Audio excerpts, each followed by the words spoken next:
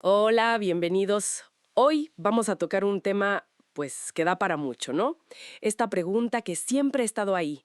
¿Qué pasa con los animales después de morir? ¿Hay algo más para ellos? Es que es una encrucijada, ¿sabes? Entre la fe, la filosofía, lo que dice la ciencia y, pues, ese cariño que muchos sentimos por ellos. Claro. Vamos a hacer un recorrido por diferentes ideas, desde la antigüedad hasta hoy. No para dar una respuesta única, ojo, sino para entender mejor por qué nos preguntamos esto. Exacto. Y en el fondo, lo que vemos es como una tensión constante, ¿no? Por un lado, estas ideas de que el ser humano es especial. Ya sabes, el alma racional, el libre albedrío. Ajá, Y por otro, la realidad de nuestro vínculo con los animales.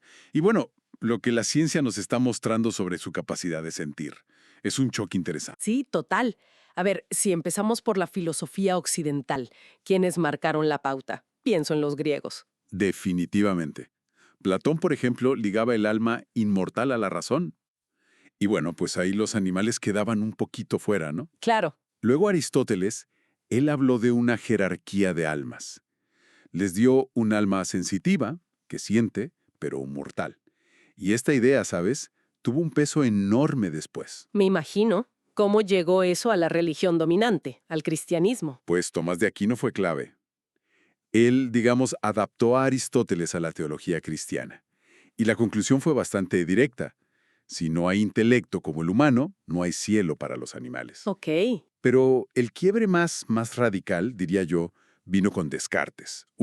Su idea del dualismo mente-cuerpo fue tremenda para cómo veíamos a los animales. tremenda cómo, o sea, más allá de lo abstracto, de la pura filosofía. Uy, sí, totalmente. Mira, al decir que los animales eran res extensa, o sea, básicamente máquinas biológicas, sin pensamiento, sin las res cogitanas, el alma pensante, Ajá. ¿sí? Les negó filosóficamente la capacidad de sentir, de tener experiencias propias como el dolor.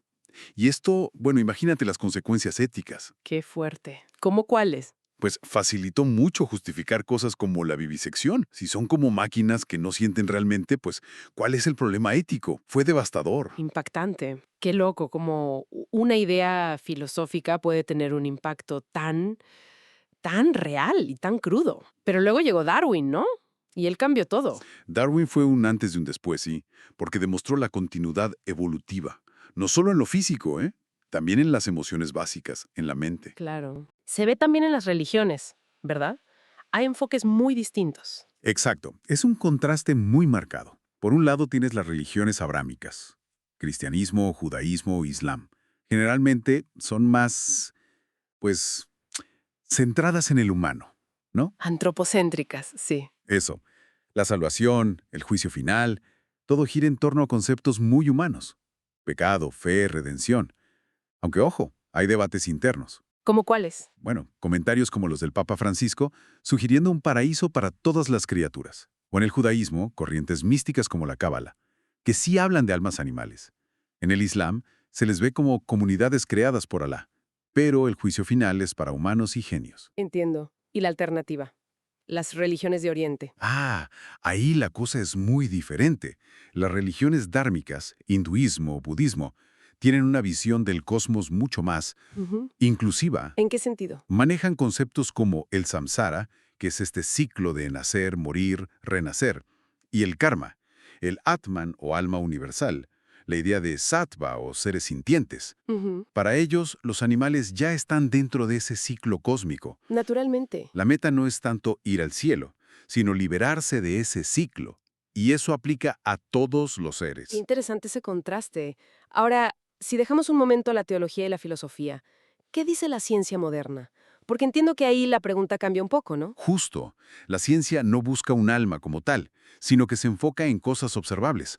Conciencia, emociones, la capacidad de sentir, lo que llamamos sintiencia. ¿Ok?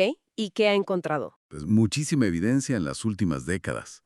Vemos cognición supercompleja, cuervos usando herramientas, pulpos resolviendo laberintos, la memoria increíble de las ardillas, las sociedades de elefantes, de primates. Y a nivel del cerebro, supongo que también hay pistas. Correcto. Compartimos estructuras cerebrales clave y neuroquímicos ligados a las emociones básicas con muchísimos animales, mamíferos, aves. Vemos comportamientos que de verdad parecen duelo en elefantes, en cetáceos, en primates. Wow. Y un momento muy importante fue la Declaración de Cambridge sobre la conciencia, en 2012. Un grupo de neurocientíficos top concluyó que las bases neurológicas que generan la conciencia no son exclusivas de los humanos. Están en mamíferos, aves, hasta en pulpos. Eso suena bastante claro.